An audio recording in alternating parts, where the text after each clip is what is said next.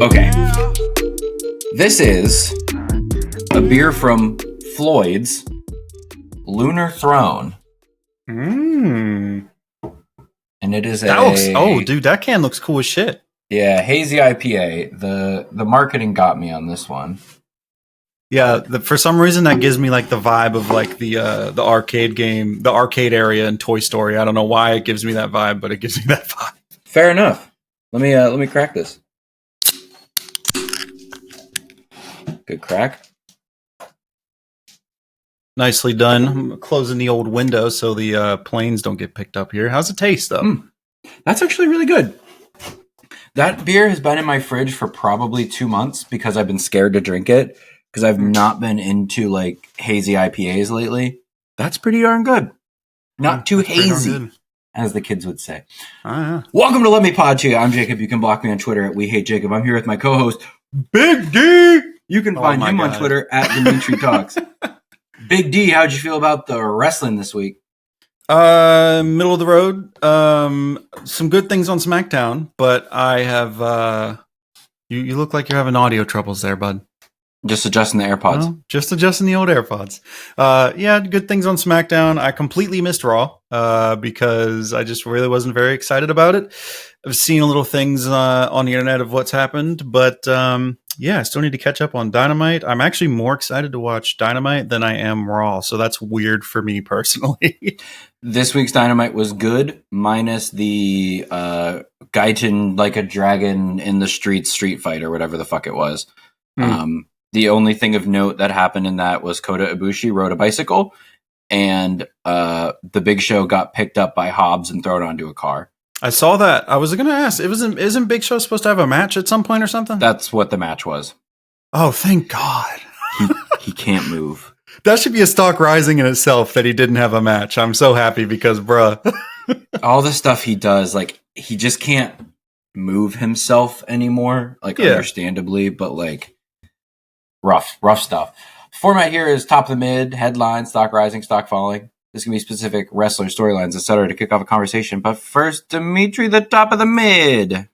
Yeah, I got to give it to somebody brand new this week. Zelina Vega had that little portion of the segment at the beginning of SmackDown where Escobar had betrayed his homie Rey Mysterio, and Zelina's out there like fucking tears, man, like actual tears. Like she looked legit upset.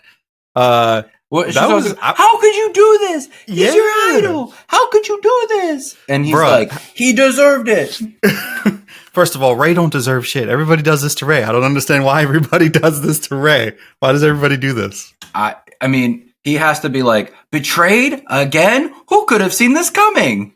We need Ray to turn into a heel because this shit's ridiculous how he just keeps coming back and being friendly. But not happening. But Zelina killed that shit, man. I saw some reports that people backstage are pretty happy with the performance. I enjoy when, this is the perfect person to get like top of the mid for a week because it's just like a random mid card thing that happened, but she really just like fucking put it out there. Like you don't have to go this hard. A lot of people kind of mail it home, but she didn't mail it home. She just decided to, you know what? I'm going to fucking commit to this and I'm going to be legitimately upset. And I appreciate that. Yeah, she did a really good job. I thought where you were going with this, top of the mid, was her prank phone call to Dominic Mysterio. Oh, that was really good too. Maybe we should add that in. Yeah, the prank call. I saw it on Twitter. It was hilarious. If you haven't seen it, it will be in the show notes. But Zelina Vega could absolutely get into voice acting because the way she threw her voice down to like sound like a small child. Also, though. Unless Dom was in on it, sure. If he wasn't, why was he continuing this conversation? That was funny, man. My mom, is she hot? That was the best part. It sounded like somebody was with him. Maybe he was with Priest or somebody, and Priest was like, "Yo, ask him if she's hot." That's so funny. That was good. Yeah, good stuff. My headline this week is Tony Khan's got a huge announcement at Full Gear. Oh boy. TK surprise. Twitter app sucks these days. Okay, TK tweeted, AEW has agreed to terms with one of the world's best wrestlers, a pro who is known and respected by virtually every AEW fan. They'll come to LA to sign their contract this Saturday, November 18th, on pay-per-view at AEW Full Gear. See you tonight on TBS. Who cares? Who do we think it is? Is it one, Mercedes Moné, Dolph Ziggler, some Japanese guy, CM Punk, Goldberg, Gilbert? Gilbert? Do you have any inkling? Like, what does your hunch tell you? My hunch tells me it's Dolph Ziggler. Hey, twins, me too. That's what I think. My heart is screaming for it to be Mercedes, though. That would be most exciting. Absolutely, that would be most exciting. I guess outside of CM Punk, but obviously it's not CM Punk. A lot of people on the internet don't think that's obvious, but I think that's obvious. It's not CM People Punk. are so fucking stupid. Yeah, that's facts. Yeah, I think it's Dolph. I mean, there's been a ton of speculation that he's been going to AEW since he was released by WWE. So I think it just makes sense. There's a lot that he could. He's well respected throughout the wrestling community from fans. He's a good worker. Mm-hmm. I really want it to be Mercedes Moné. Yeah. Like, I think that would be incredible. That'd be huge for their women's division. And maybe, like, she could be a driver of the women's division to get a little bit more time on TV. Mm-hmm. Because, like, the stuff that they're doing with both title belts, we'll talk about a little bit more, has been excellent. The Toni Storm stuff, the TBS title with Julia Hart and Chris Stat and Sky Blue. Like, it's crazy, Tony. When you put a storyline together for the title matches, they're a lot more interesting. Who would have thought? Who could have seen that coming? What an amazing discovery. That's crazy. Anyway, what is your headline, Demetri? So I just saw on Twitter, actually today, that Mickie James is done with Impact for now. Her contract ran up, which leads you to the question: is she going to be joining Nick Aldis in the WWE? I would be very excited to see that. I love Mickie James. Got a lot of fond memories of watching Mickie James and Trish Stratus as a child. So come back to the WWE for another proper run. I don't know if you're familiar with this, but the last time she was in WWE, she kind of was a member of Cuts.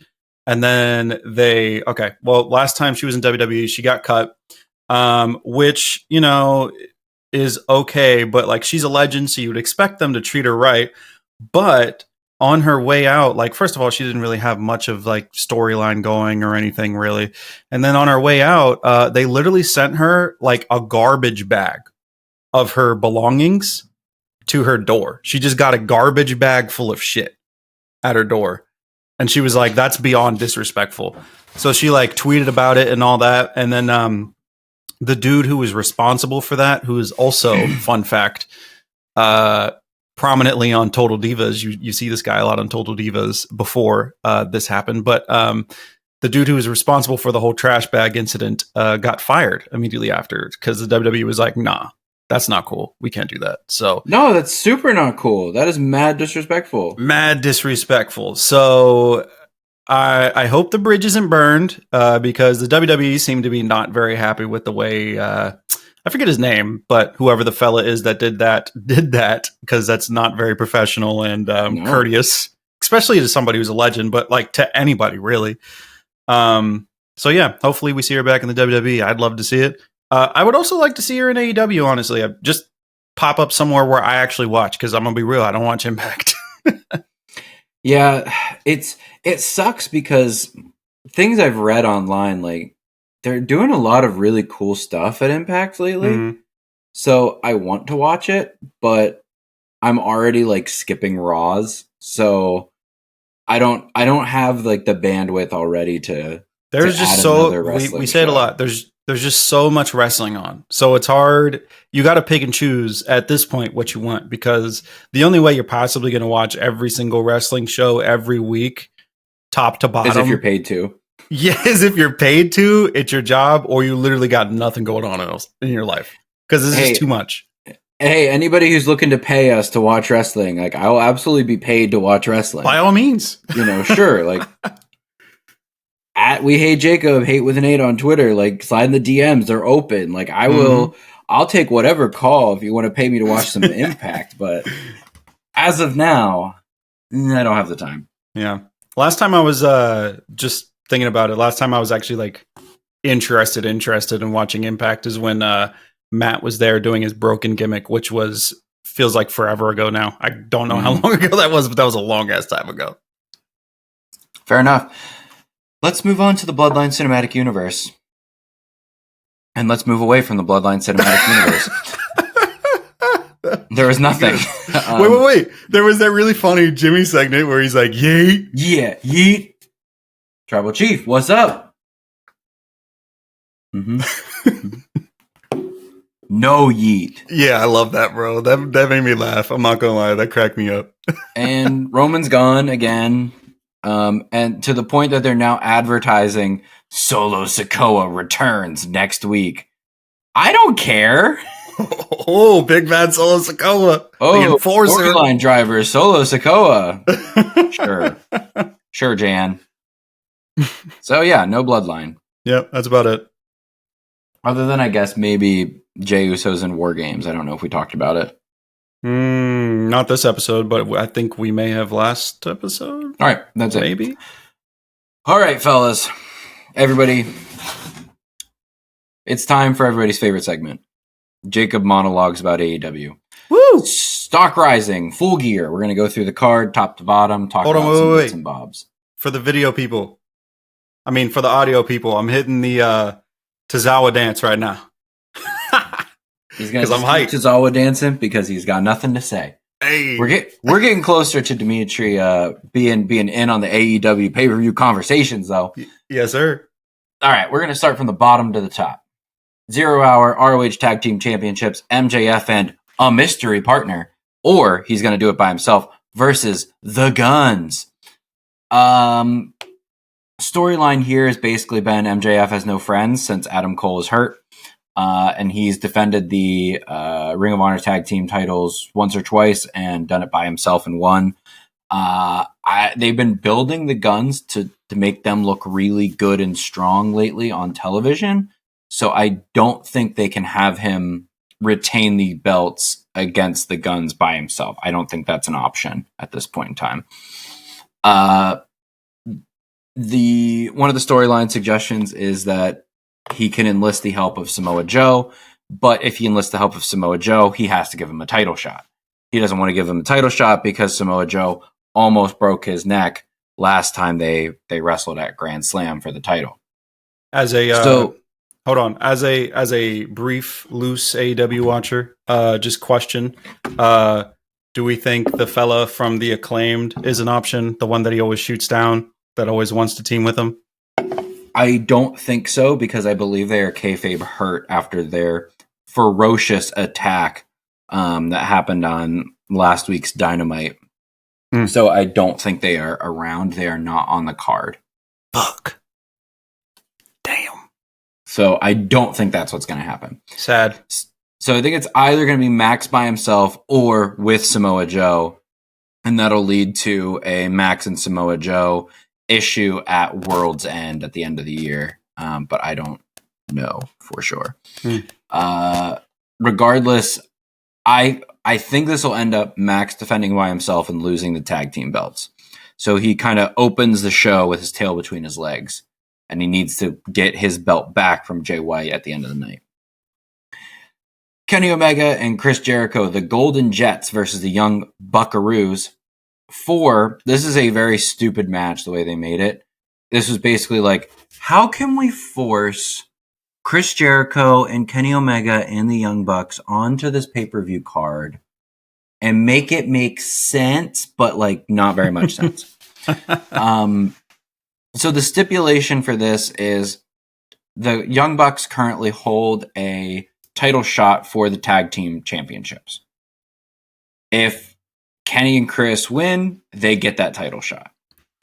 If they lose, Kenny and Chris can't be friends anymore.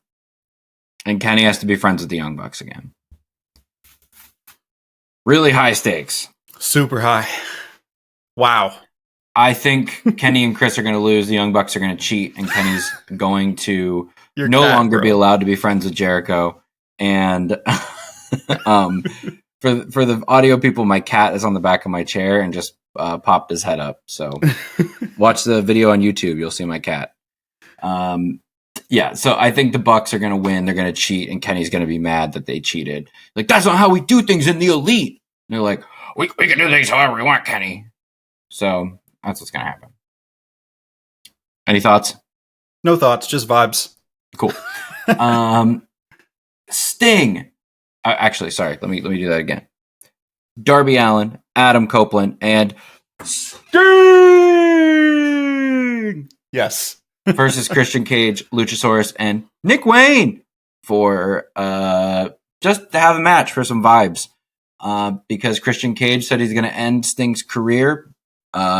Sting is going to be retiring after Revolution next spring. Christian Cage said, I'm going to end your career at Full Gear. You're not going to make it to Revolution.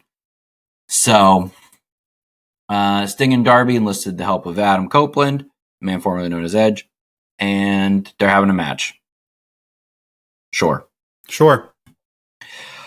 I think that Adam Copeland gets the pin on either Luchasaurus or Nick Wayne to make him look strong and to protect Christian, which will lead further into this TNT title situation with Edge and Christian.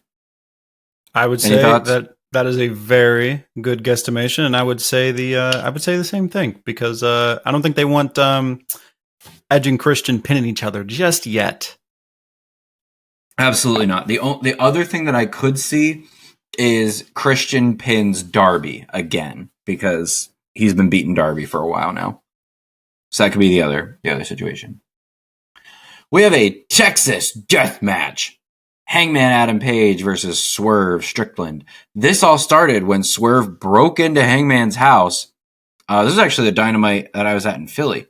I saw this one.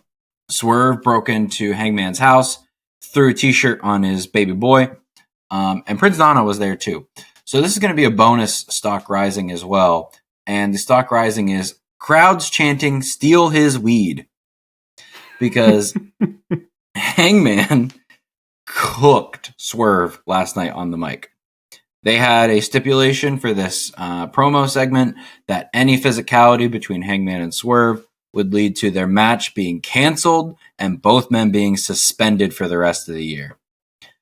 But Hangman flamed him up. It was diabolical. He talked about how his Swerve's fiance left him and his kids don't want to talk to him. He talked about how Nana is just making all his money off Swerve's back and his Swerve, when I drive, catch a vibe. That shit slaps, by the way. Oh, yeah. So his little dance, selling his shirts, and after the shows, he goes out to the parking lot to buy weed from some high schooler, and Hangman is going to not only kick Swerve's ass, he's going to kick Nana's ass and steal his weed. Are you for real? That happened? He said this. That's hilarious. It was really funny because Nana's going, I don't do that. That's a lie. That is a lie. Oh my god. It was so funny. Hold up. That is fucking hilarious. I'm gonna have to watch that for sure. I'll find a link to the segment. I'll put it in the show notes as well. Is that really gonna be the episode title too? Steal his weed? Yeah. Hell yeah. Yes. All right. I'm gonna cook something up with the artwork. Okay. Hell yeah. You could probably find something like Prince Nana looking shocked. That would work really well. And then Hangman ended the segment with, and Tony said there could be no physicality between the two of us. He didn't say anything about Nana, and just hits him with a haymaker, just decks him down. Security gets in the ring, separates them. Because Swerve can't do anything, because if he attacks Hangman, then they're suspended. So, yeah, very good segment. That was pretty sick. Sick. The AEW TBS Championship. Chris Stat, the holder. By the way, Chris Stat on Dynamite last week, when she came down to make a save, praise God. Versus Julia Hart. She's so spooky. She has one loss in the last year. That one loss is to Chris Statlander for the TBS Championship at the last pay-per-view. So Julia Hart has been killing it. Like, she's getting dubs and dubs and dubs. Sky Blue is the third woman in this match. She had a match on Dynamite this past week with Red Velvet. Bonus stock rising to Red Velvet. First of all, wow. I didn't realize how much I missed her being on television. She's incredible. The way she can move in the ring, like, I think they said she has a gymnastics background or something along those lines. But just the way she hits moves, it looks so smooth and so fluid. Like, she's incredible. She has been back for like 3 or 4 episodes of TV, so Dynamite, Rampage, and Collision or something like that. And she's had a match on almost every show since she's been back from injury, giving her like this little micro push. I hope they keep her on television going forward because she's incredible. Like, really, really, really good. Back after like a 9-month injury. I think she did her ACL or something like that. So, mad props to Red Velvet. It's been great to see you. Sky and Julia have some beef because Julia misted Sky in the face, which has led to like a mini heel turn where she's doing like dark makeup and she's just like all the time. But then Sky was going to beat up Willow after a match or something, and then Julia was going to beat up Willow after a match, and Sky stopped it, and we were like, "Oh, she's not evil." Then I was like, "Who cares?" Like, she's like straight in the middle of like a heel and a face right now. It's again, interesting. Sky Blue is a very, very, very talented wrestler. I need some personality. Facts. More than happy to be here or angry to be here because I got misted 6 weeks ago. Like, I need a little bit more. Right. Like, Chris Stat, she can cut a promo. She has some comedy in her. Julia Hart, spooky. She has the House of Black behind her. Sky Blue, good wrestler. You got to sports entertain. She has some sports entertainment going on, but not the like talking she sports does. Entertainment. If you know what I'm saying. I think Julia Hart gets the TBS championship and she wins her first title in AEW. AEW. Do you have any thoughts on the TBS championship? That one, I'm no thoughts, just vibes. Didn't think so. It should be a really fun match though, so keep an eye out for it. Let's go to the AEW World Tag Team Championships. Ricky Starks and Big Bill versus La Faction Ingobernable, which I think in this case is Roosh and Commander with a K. No, I don't remember. He wears a black mask, and he kind of looks like Batman with it. But I can't think of his name. It's not Commander because he's good. He's a good guy. La Faction Ingobernable versus FTR versus Kings of the Black Throne, which is Malachi Black and Brody King, who will be barking probably. Barking? Yeah, he does this thing where like he's beating everybody up and he just goes, "Hoo, hoo, hoo," and then the whole crowd does it too. That's interesting. Yeah. Little shades of DMX out there. I see you, brother. So I genuinely have no idea because this has mostly been a Collision feuds, and I haven't been watching Collision. You're because no longer there's a collider? CM Punk nor Bryan Danielson, so I don't care. That makes sense. Yeah. It's just been, it's Collision. It's on Saturday. Sorry. So I don't really have any thoughts. Starks and Bill, they haven't had the titles too long, but it is a 4-way tag team match which means just about anything can happen in that. So we shall see. This is a no thoughts, just vibes for me on that one. Hell yeah. Join the club. Mm-hmm. AEW Women's Championship. Hikaru Shida, the holder, versus Timeless Toni Storm. I love what Toni Storm is doing and what they're doing with production around it too. Me too. To the point of her opening a door. We're in color. She opens the door so we see her, and it switches to black and white. Door closes, we're back in color. They're doing a lot to aid this character and this personality and this sports entertainment. This is why Toni Storm is going to become a 2-time women's world champion. 3-time women's world champion, actually, at Full Gear. I like Hikaru Shida. Again, she's a lot like Sky Blue to me in terms of like she's an incredible wrestler, but she's very much like the we'll do an open challenge kind of thing. And the reigns with the Women's World Championship have just not been working for me. I really like her, but I'm sure you could have guessed that. She seems so fucking cool. Shida? She seems so cool. Yeah. Yeah, she is like, and I again like super cool vibes. This is no shade to Shida at all. Absolutely none. It is just like the women's title needs some stability, and it needs somebody who is incredibly over. And Toni Storm is so over right now. That's facts. Like Hikaru Shida's a face, and Toni Storm is technically the heel in this, I guess. But like, the crowd is going to be with Toni. So I think we need to just pull the trigger, give the title back to Toni Storm, and let her do more on TV with this belt. You know, with this timeless character. Like, they gave her a whole butler. Like, Luther is a butler now. Like, just let her do more with this, with the title, give some stability, and for the love of all that is holy, put whatever concoctions of medicines you need to into Jamie Hayter's back and get her back on TV. Because we need some Jamie Hayter. And I want her to come back as a full-blooded heel. Like, I'm going to steal your lunch money, tomorrow's lunch, your granny's dinner, and all that. Like, I want Jamie Hayter to come back with a vengeance. Okay. That's where I am with the Women's World Championship.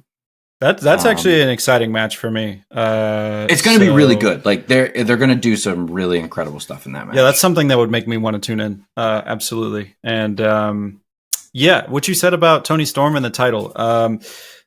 I typically am like somebody like Toni Storm right now, who's got so much going for them, and they have like a really cool story and a really cool character.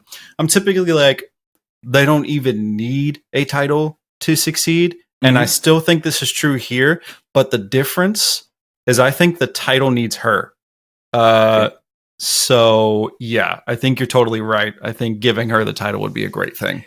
The other issue is just how the women's division is booked on AEW. This is something we talked about a lot, but there's one women's match per show. So it's often involving something with or around the title. So if Toni Storm does not have the title and loses this title shot, this character dies. There's nothing for the timeless Toni Storm character after this if she doesn't win the title. So if they want to keep this character going and they want to extend this creative further, she kind of has to win? Or is she going to be happy enough moving down to the mid-card? And is Tony Khan actually going to book it that way? I don't think so. So we'll see. We shall see. Okay, 2 more. AEW International Championship. Orange Cassidy, the holder, versus Jon Moxley. Jon Moxley lost the belt in the Rick Knox botch against Rey Fenix at Grand Slam. Then Fenix was having some injuries and dropped it to Cassidy. and now Moxley is back, and we have come full circle. Cassidy feels like he hasn't earned the title because he didn't win it back off Moxley. So, and Moxley's like, well, I never lost my belt. You know, I got hurt. Okay, sure. This is going to be a slobber knocker because Moxley pushes Cassidy to a place that he doesn't go anytime else.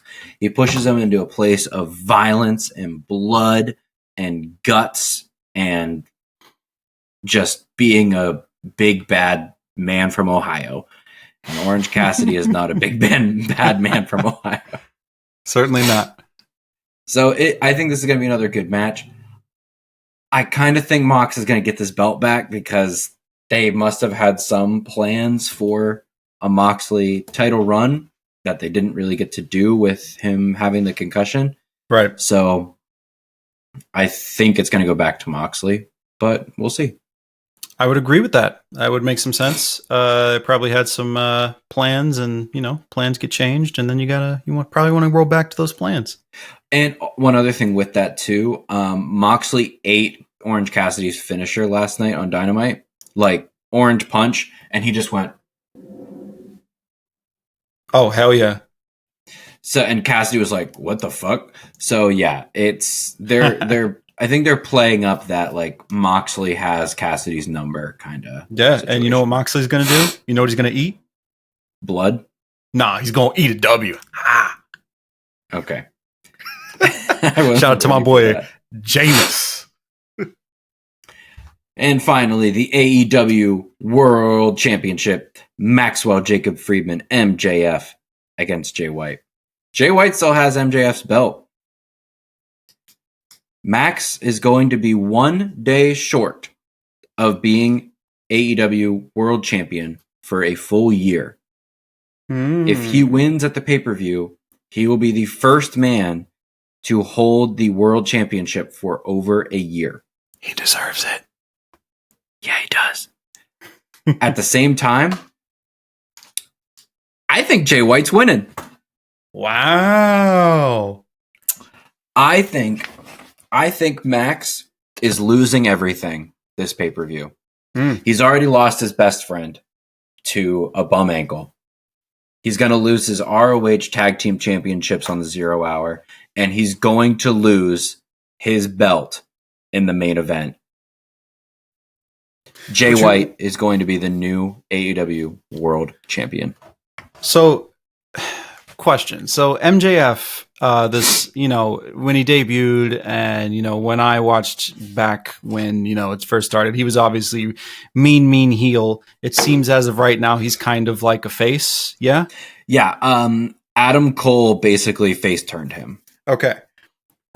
So do we think he'll have like a reverse of what typically happens to people in these situations? Like people get like down bad and they turn into a good guy. Do you think he'll like go down bad and then like turn back into an asshole? Yep. All right. Basically, he'll be like, what did being a good guy ever get me? Yeah. It got my friends hurt and it lost me all my shit. Fuck that. That's what I think is going to happen. I want grimy MJF back. Give me my dog back. Yeah, he's no longer going to be our scumbag. He's going to only be a scumbag for himself. After this pay-per-view. That's what I think is going to happen. And like, Jay White is cooking. Like, Jay White is cooking something with the Bullet Club Gold on AEW. And I kind of think he deserves a belt. Yeah, it's been all really interesting for me. It's drawn me in. So, yeah, I'm a fan. And that is Full Gear. I'm looking forward to it. It is the evening of our Friendsgiving here in PA. So basically, I'm going to let people know when it hits 8 o'clock, the wrestling's going on, baby. I think this might be the first AEW pay-per-view I watch. Oh, yeah? Yeah, I think so, bub. The big question is, how do we watch it? Because the Watch Wrestling folks got shut down by the ops. I don't know. We'll find a way. Off camera. Off camera. I got you. All right. Okay. Monologue is over. Let's get back to some WWE. Demetri, you owe me a stock rising. Oh yes, sir. I'm really happy about the goddamn new damage control we got going on. I've said this a little bit last week, but man, Kairi Sane is so fucking cool. Like, she's so cool. I love her so much. Okay, did you know that it was a pirate gimmick before they said it on commentary? Yeah, just because of what she was before. Okay, I was like, because I'm like, what is her gear? She looks like a ratty pirate. Yeah, if you didn't have any context of where she the first run, so like you're probably like, what the fuck? I was like, is she supposed to be like a pirate rat or something? And they're like, the pirate princess Kairi Sane. I'm like, sure, okay. Yep, pirate stuff. When she used to tag with Asuka in the Kabuki Warriors, she used to come out with like a little wooden wheel and shit. So she was all pirated out. Get her a dope boat. ass gear. But yeah, I'm really happy with all of it. It was really funny earlier in the night when they tried to hug and Bayley's like, I don't do that anymore. I don't do that anymore. Which I thought was interesting because you fast forward to the end of the night, you got that big old tag team match, right? Mm-hmm. And then we got that moment where Bianca's going for the hot tag there with Asuka. Asuka's really selling it. She's like, come on. And then she's like, psych. Psych, nah, motherfucker. And yeah, that was fucking cool. And then she hits her with the mist. And then all hell breaks loose. And then we get the beautiful moment, which made my heart smile and my face smile when Asuka and Kairi Sane hugged it out in the middle of the ring. Bro, I gotta felt give the people great. what they want. Yeah, you gotta give the people what they want. That's what I wanted. I wanted it so bad, and I saw it. What a beautiful moment. Made me really happy. And then the whole squad, first of all, I love everybody in Damage Control. So like for me, this is amazing. I love Dakota Kai. Bayley's one of my favorite. Io's one of my favorite. Asuka's one of my favorite. It's now, really Kairi like you wrote this whole Damage Control story because it's basically all of your faves in one group. It's amazing. And then like we had that big end segment where this is why I referenced what happened in the beginning of the night with Bayley and the hug. Bayley comes in and gives him a motherfucking hug. She joins in on the big ass hug. What a great moment for the group. I don't know if it's going to last because I have a feeling Bayley and Kairi are going to have some little beef eventually. We'll see what happens. But as of right now, I'm really digging the group. I'm digging the stuff that's happening into it. I loved the ending of SmackDown and I'm very excited about Damage Control and everybody in it. It's beautiful. So it appears that we are building towards the Women's War Games match very slowly. Mm-hmm. And we've got this new Damage Control, which we've talked about. And then we've got the faces. We've got Bianca Belair, Charlotte Flair, Shotzi, I guess. And I don't know who else. Becky I forgot Lynch. Shotzi came out. But it was useless. Yeah. Like, Shotzi has no push, no creative. She's just there. I do love Shotzi, but you're right. There's no push right now. But that's what I'm saying. It's like, okay, so we've got Asuka, Kairi Sane, the women's world champion, and Bayley against Bianca and Charlotte and Shotzi? She doesn't belong. Becky's got to be involved.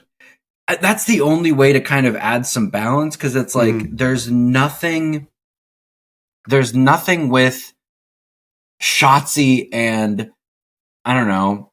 Who else is a face? Raquel Rodriguez, let's say. You know, like there's just nothing there that lines it up to make the match feel even. Like I would say Damage Control has the edge there. What if they don't find a tag team partner and they just go into the event and they're like, all right, fuck it. We're short one. And then in comes Jade Cargill.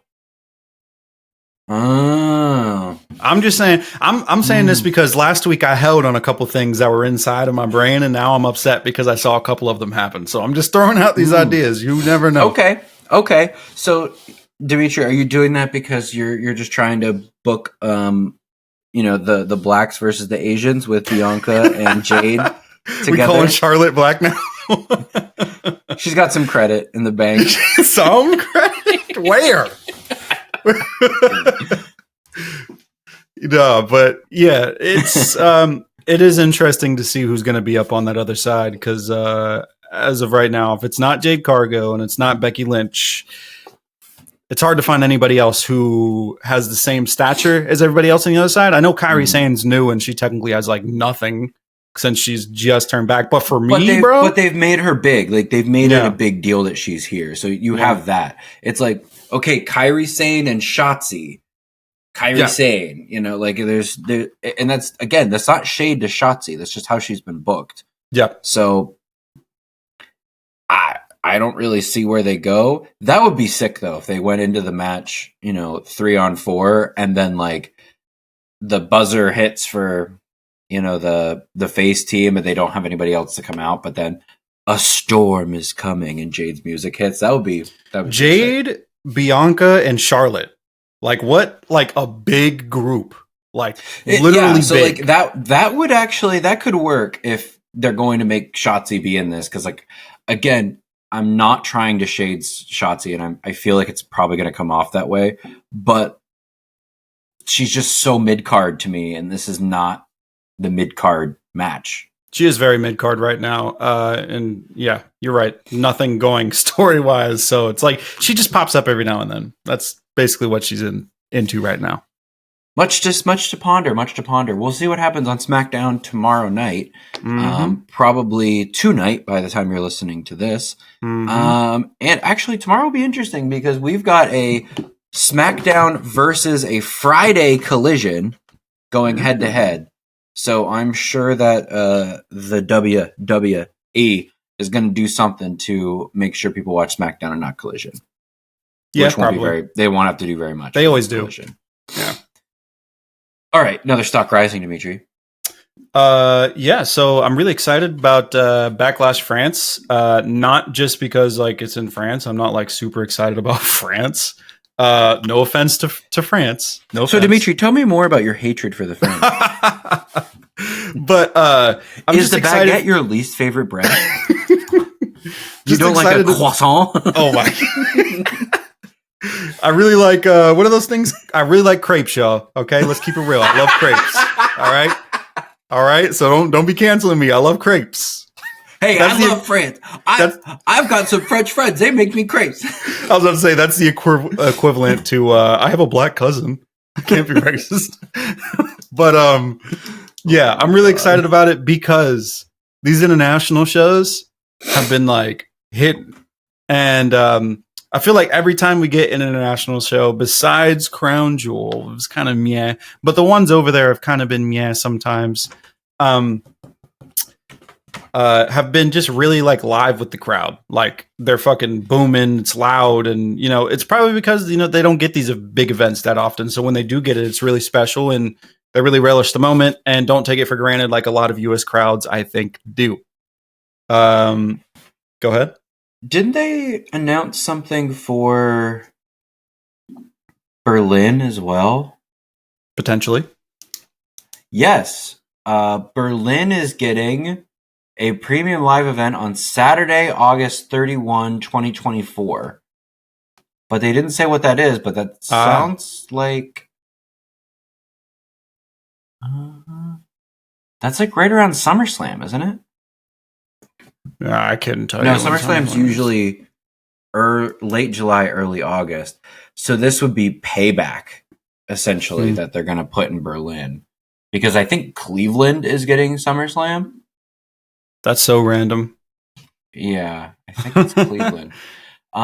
Yeah, these international shows have been pretty good.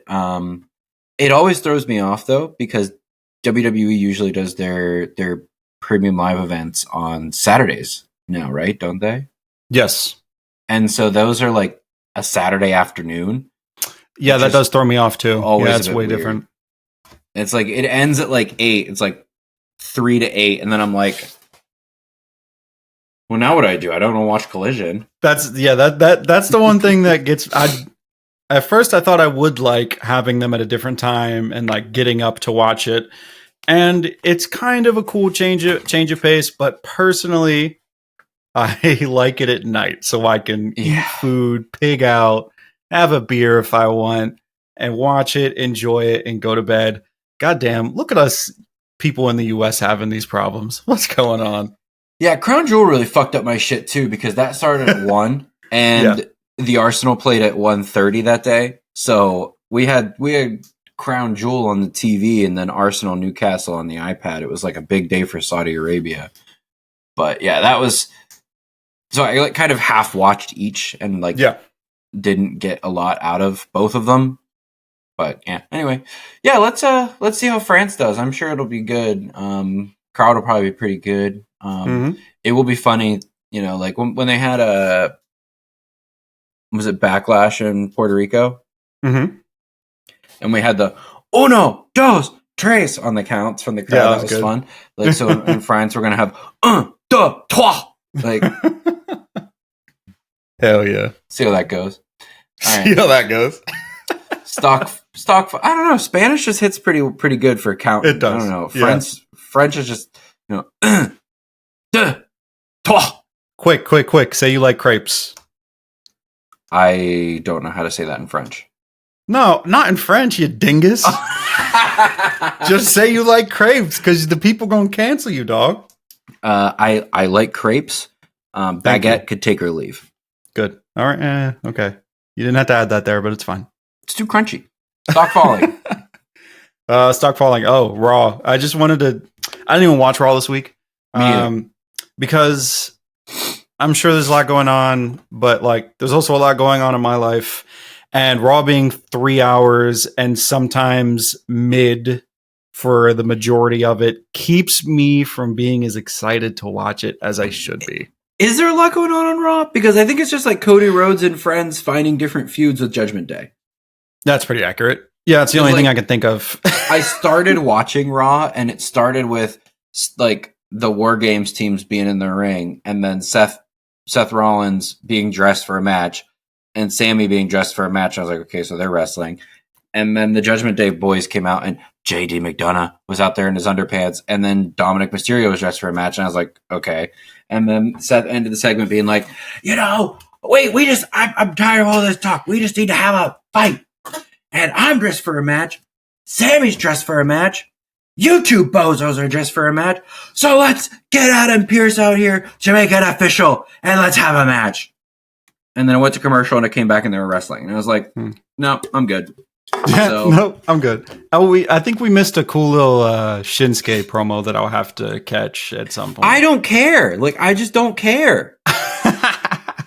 Like, I've seen some stuff online that people are like, oh, what Shinsuke is doing is really cool. He's in the fucking mid card, not going for a belt. What's he doing? You know how I feel about the new Shinsuke. I like the new Shinsuke. That's fine. That's interesting. Like, do something with it. Yeah.